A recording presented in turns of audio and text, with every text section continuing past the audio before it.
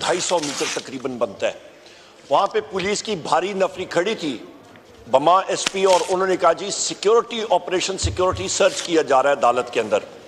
हम लोग उधर खड़े हो गए, मेरे साथ अहमद चट्टा साहब और बाकी साथी भी आए, बिलाल इजाज साहब बाद में आए, उसामा मेला साहब वहाँ पे मौजूद थे, हमारे टिकट होल्डर्स हारून एहसान पराचा साहब, बाकी बहुत सारे लोग हमारे वहाँ पे आए जिन जिन लोगों के केसेस थे, प्रिजन वैन्स खड़ी थी, वो हमें अंदर जाने नहीं दे रहे थे स्पीकर साहब। और वहाँ पे जिस वक्त हमने पूछा कि कितनी देर लगेगी, उन्होंने कहा जी ज़्यादा से ज़्यादा 15-20 मिनट। पुलिस के एसपी का वो झूठ, वो 15-20 मिनट नहीं था जनाब स्पीकर। बार हम लोग उनको कहते रहे कि हमारी हाजिरी है अदालत के अंदर, हम लोग मुलजिम हैं, हमें मुख्तलिफ केसेस में झूठे मुकदमों में मुलव्वस किया गया है। उन्होंने हमें आगे नहीं जाने दिया। हमने वहाँ पे पुलिस के साथ उनको ये बात बावर कराई कि उन्होंने कहा जी, हमने उनको बावर कराया कि हम लोग स्टेट हैं, parliamentarians, leader of the opposition. आप आर्टिकल 7 देखें, मैं बार इस हाउस में पढ़ के मैंने सुनाया है जनाब स्पीकर। आर्टिकल 7 में आपका national assembly federal government, provincial assembly provincial government, आपके वो इदारे जो टैक्स नाफिज कर सकते हैं वो आपके रियासत है। आपकी आर्म्ड फोर्सेस, आपकी रेंजर्स, आपकी पुलिस, आपकी एजेंसीज, इंटेलिजेंस एजेंसीज वगैरह वगैरह, वो रियासत के टूल्स हैं, उनके औजार हैं। पंजाब पुलिस ने रियासत का हमारा रास्ता रोका, या ऑपोजिशन लीडर मैं हूं जनाब स्पीकर तो इस पार्लियामेंट का हूं, ये सारे पार्लियामेंट का हमारा मुश्तरका एक हक है। और पंजाब पुलिस जो टूल है उसे रियासत का रास्ता रोका, वो नहीं अलाउ कर रहे थे।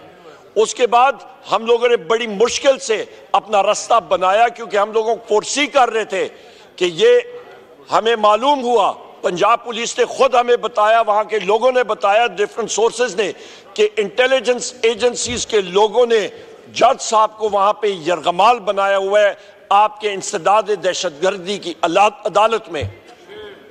जनाब स्पीकर, ये सितम ज़रीफी आप देखें, ये हालात देखें। उसके बाद जिस वक्त हमने फोर्स किया और अदालत के गेट के सामने हम लोग खड़े हुए, गेट खटखटाया कि हम लोग हाजिर हैं, हमें अंदर जाने दिया जाए, उन्होंने कहा जी सिक्योरिटी ऑपरेशन हो रहा है। जनाब स्पीकर, ये हद हो गई है कि पाकिस्तान में और बिलखसूस अदालत तक हमें जाने की इजाजत नहीं दी जा रही थी। वहां पे मैंने उनसे पूछा, मैंने कहा आप किस किस्म का security operation, bomb sniffing dogs लाए हैं, ये किस किस्म के कुत्ते हैं जो कि अभी तक आपके 7 घंटों में उन्होंने यहाँ पे बॉम्ब जो है वो उनको नहीं मिला, या उनको आपको क्लियरेंस नहीं मिल रही। जनाब स्पीकर, यहाँ पे मैं ये कहता चलूं कि पाकिस्तान इस वक्त एक बनाना रिपब्लिक बन चुका है बदकिस्मती के साथ, जहां पे लोगों को अदालत के अंदर जाने की इजाजत नहीं दी जा रही और रूल ऑफ लॉ का कोई नाम ही नहीं है। यहां पे ये भी मैं कहता चलूं जनाब स्पीकर, हमारी पार्टी के मुख्तलिफ जगहों में, शहरों में हमारे वर्कर्स कन्वेंशन होते रहे हैं पिछले 3-4 दिनों में।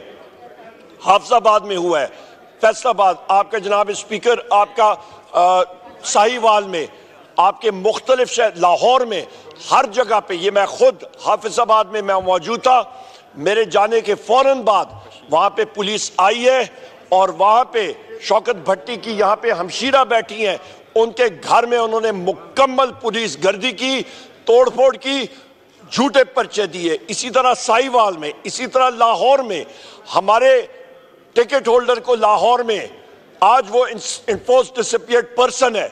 हमारे अमजद खान न्याजी इस हाउस के मेंबर रह चुके हैं, डॉक्टर शरफ खान साहब इस आपके कॉलीग रह चुके हैं, इस हाउस के मेंबर रह चुके हैं। अमजद खान न्याजी के केसेस में आज वो बरी हो गए थे, मुकम्मल केसेस खत्म हो गए, पर आज उनको सरगोदा जेल से एक दूसरे केस में गिरफ्तार कर लिया गया।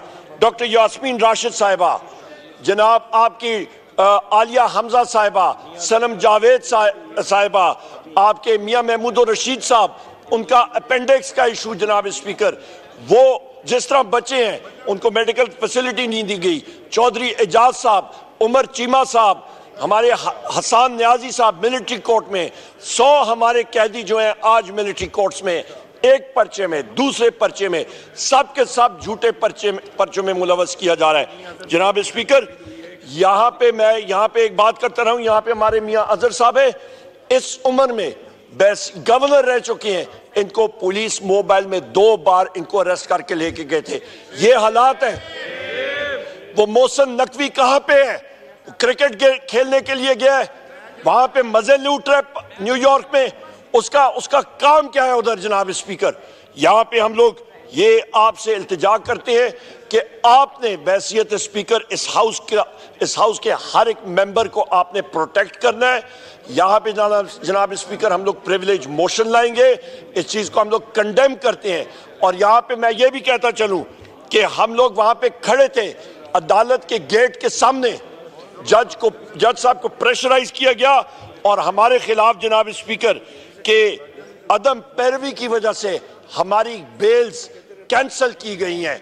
ये कोई हाल है इस मुल्क का जनाब स्पीकर कि अदालत के गेट के सामने हम खड़े हैं, वीडियोस मौजूद, इंटरव्यूज मौजूद, बातचीत मौजूद, सब कुछ मौजूद, और गेट के अंदर हमें नहीं जाने दिया और हमारी बेल्स कैंसिल होती हैं।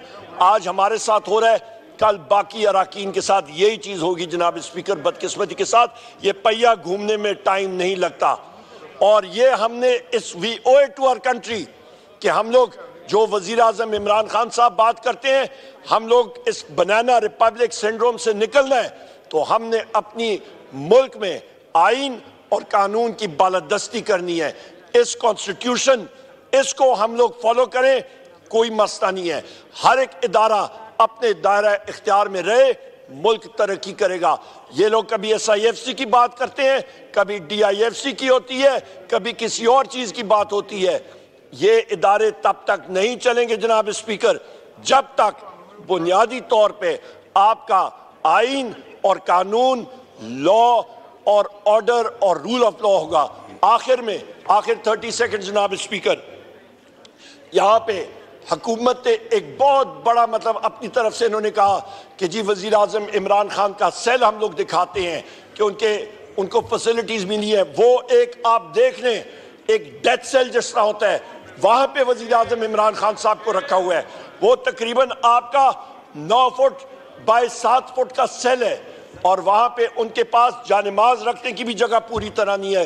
बिस्तरे के साथ वो मुसल्ला है, चाहे वो बुशरा बीबी हो, चाहे वो वजीर आजम इमरान खान साहब हो। हमारे जितने इस वक्त सियासी पॉलिटिकल कैदी हैं जनाब स्पीकर, उनको सही फैसिलिटीज दी जाए, उनको गलत केसेस में जिस तरह मुलव्वस किया गया है उस चीज को हम लोग कंडेम करते हैं। बहुत शुक्रिया जनाब speaker. Thank you. Item number 4 Bilal Kiyani साहब आप मूव करेंगे, नवीद कमर साहब तो नहीं है आज।